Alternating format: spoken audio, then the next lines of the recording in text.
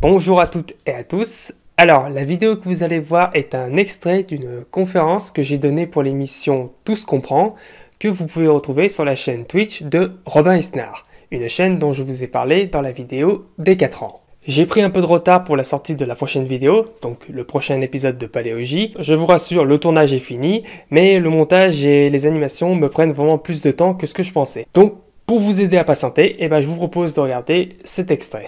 J'espère qu'il vous plaira. Et quant à moi, je vous donne rendez-vous en mars pour la sortie du prochain épisode. A plus!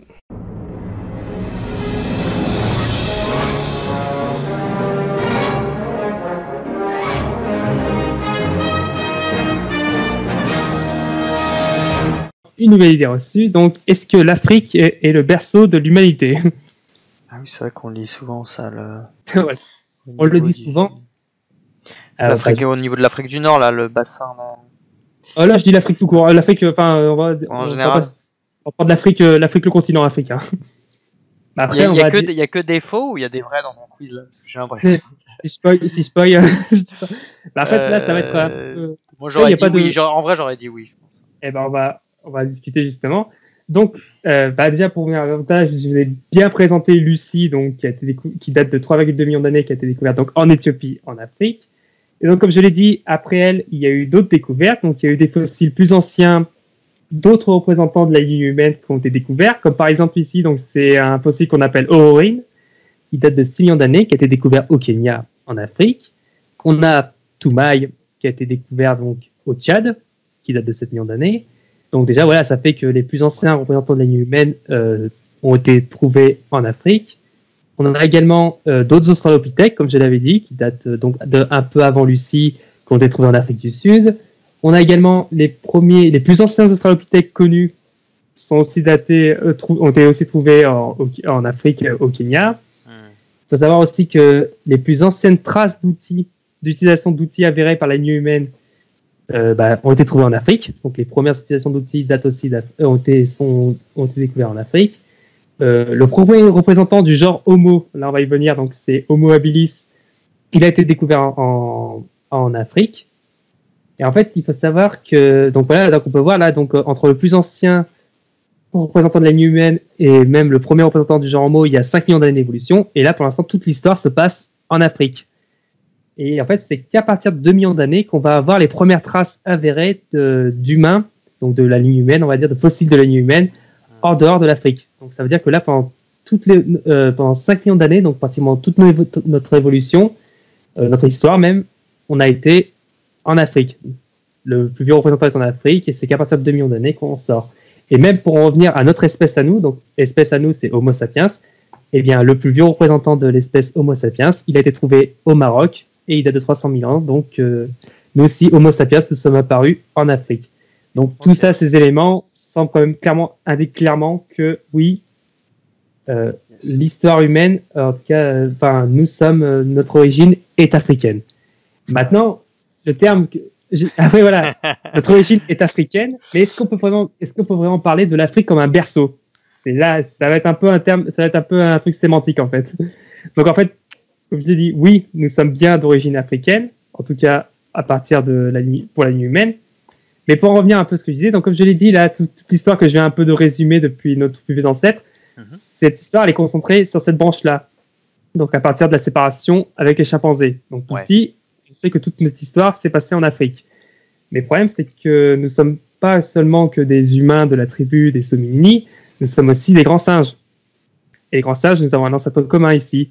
Et cet ancêtre commun-là, en fait, il n'est pas du tout en Afrique. Lui, il serait plus, alors si je ne dis pas de bêtises, j'ai cru comprendre qu'il serait plus en Asie. C'est encore débattu entre l'Afrique et l'Asie, mais en tout cas, il n'est pas du tout au même endroit que cet ancêtre-là. Et pareil, nous ne sommes pas que des grands singes, nous sommes aussi des singes. Et l'ancêtre des singes, lui, par contre, il n'est pas du tout en Afrique, il est en Asie. Et pareil, nous ne sommes pas que des singes, nous sommes des primates. Et l'ancêtre des primates, pareil, il n'est pas en Afrique. Pareil, nous ne sommes pas que des primates, nous sommes des mammifères. Et l'ancêtre des mammifères, alors lui, je ne sais plus, je crois qu'il est en Asie aussi, mais pas sûr, parce que là, ça devient un peu plus compliqué. Et c'est pareil, nous ne sommes pas que des mammifères, nous sommes aussi donc, ce qu'on appelle des amniotes. Donc en fait, les amniotes, c'est tous les animaux que vous avez représentés ici. Amniotes, notre caractéristique, c'est qu'on a une poche amniotique où va se développer l'embryon. C'est tout simplement ça. Et ça, on trouve ça chez d'autres grands animaux. Et ça, pareil, ancêtre-là commun, on ne sait pas trop vraiment où il est, en fait, là pour vous dire.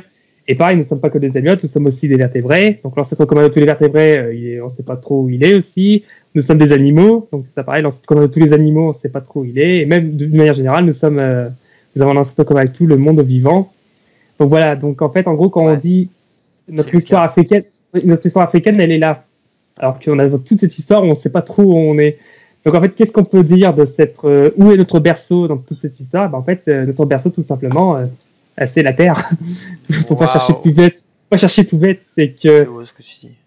Et voilà, c'est juste dire que nous sommes. C'est quand on dit que notre berceau est en Afrique, en fait, on considère que cette histoire-là, et on oublie de dire que notre origine, elle est confondue avec toute l'origine du vivant, parce que nous sommes des animaux comme tous les autres. On n'a pas à se dire on n'a pas à se sentir plus supérieur, à dire qu'on est né là quelque part. Bah non, on est né comme tous les autres animaux, on est né quelque part sur cette planète bleue. Et après aussi, j'ajouterais peut-être juste un petit commentaire par rapport à un peu de sémantique, c'est qu'en gros, quand on dit berceau, dans les cultures, quand on parle du berceau, quand on dit que l'enfant quitte le berceau, c'est dire que l'enfant marche sur ses jambes et il quitte le berceau. Sauf qu'en Afrique, c'est pas vraiment ça qui nous est arrivé. En Afrique, justement, on a acquis la bipédie, mais on l'a pas quitté cet endroit où nous avons évolué au début. On a même continué à évoluer en Afrique et on a même acquis d'autres caractéristiques en Afrique qui ont fait qu'on est devenus des humains. Donc dire que c'est le berceau, c'est pas non plus vrai, on va dire au niveau sémantique. On n'est pas vraiment né en Afrique et après dès qu'on a su marcher, on l'a quitté. On est resté très longtemps en Afrique et on l'a quitté depuis que récemment finalement. Et ça n'a pas été dû au fait ces mouvements migratoires. Alors après, je ne sais plus trop de l'origine, mais ces mouvements migratoires, ils sont pas vraiment dus au fait que nous sachions marcher, parce que la bipédie était déjà présente en Afrique depuis très longtemps chez les humaines, mais c'est dû au fait que des conditions environnementales favorables qui ont permis de passer d'Afrique, ensuite en Arabie et puis en Eurasie, etc., etc.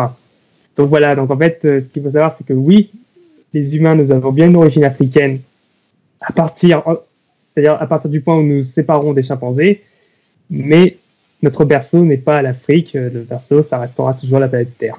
C'est absurde de pointer l'origine d'un groupe spécifiquement à une région géographique. On va dire ça, c'est plus pour des considérations politiques. Parce que oui, par contre, en Afrique, il y a des pays qui sont un peu fiers de dire « Ah oui, nous, on a trouvé le plus vieux représentant de la vie humaine dans notre pays. » On va dire, pour les considérations politiques, oui, ça aide un peu plus. Ça me fait penser à un documentaire qui avait été produit par Arte, je crois, qui s'appelle... J'en avais déjà parlé une fois dans l'émission... Je sais pas si tu l'as vu, en plus on peut le voir sur YouTube gratuitement, accessible, qui s'appelle, je crois que c'est en anglais, c'est Insignificant, mais en français c'est Une espèce à part, je crois. Une espèce à part, je l'ai vu, oui, tu l'as vu. Ah, t'en penses quoi? Du coup, il y a aussi ce message-là d'unité dans le vivant. Exactement, oui, je l'ai bien aimé cette idée, de dire voilà que l'humain, ça c'est aussi un peu, ça travaille un peu une idée reçue aussi qui est des fois difficile à démonter. De dire que l'humain est l'espèce la plus évoluée de toutes, et ben non, parce qu'en fait, on a toutes les espèces qui vivent actuellement sont autant évoluées les unes que les autres. C'est juste que nous, on a nos caractères particuliers. Nous, les humains, on a développé la bipédie, on a développé le cerveau. C'est des caractères propres à nous, mais on ne pourra pas dire en aucun cas qu'ils sont plus évolués qu'un autre caractère chez d'autres animaux. Et c'est exactement ça, c'est de rappeler que l'homme, en fait, on n'est qu'une petite branche de l'arbre du vivant. Et c'est pour ça qu'au début, j'insistais sur ces idées qu'on est apparu vraiment, qu'on est un tout petit fragment de l'histoire de la Terre, qu'on est apparu il y a à peine 10 millions d'années, quoi, que l'histoire de la Terre, c'est plus de 4 milliards d'années, donc on est vraiment, insignifiant, c'est un peu fort, mais de dire qu'on est vraiment pas grand-chose, on est un peu pour rappeler un peu humilité, d'humilité de la part de l'homme qui se croit toujours un peu tout permis, mais en fait, on est juste une espèce parmi les autres. D'ailleurs, même, on pourrait dire, alors ça, j'aurai l'occasion d'en parler un peu après, les humains, il n'y a plus qu'une seule espèce pour l'instant sur Terre, c'est Homo sapiens. Donc, niveau diversité, alors certes, on est presque 8 milliards sur Terre, mais une espèce, on pourrait dire qu'on est un peu sur le déclin quand même. Donc, et comme toute espèce, s'il arrive un cataclysme, si on n'arrive pas à s'y adapter, l'évolution nous montre, ce que nous montre la paléontologie, c'est que quand une espèce n'arrive pas à s'adapter, elle disparaît, tout simplement. Donc voilà, après, je sais pas s'il y a eu des questions, si les gens ont été choqués par les propos. Non, je pense que la plupart sont d'accord. Et donc après, si je me souviens, on va avoir une nouvelle idée reçue, on va arriver facilement à cette fameuse question.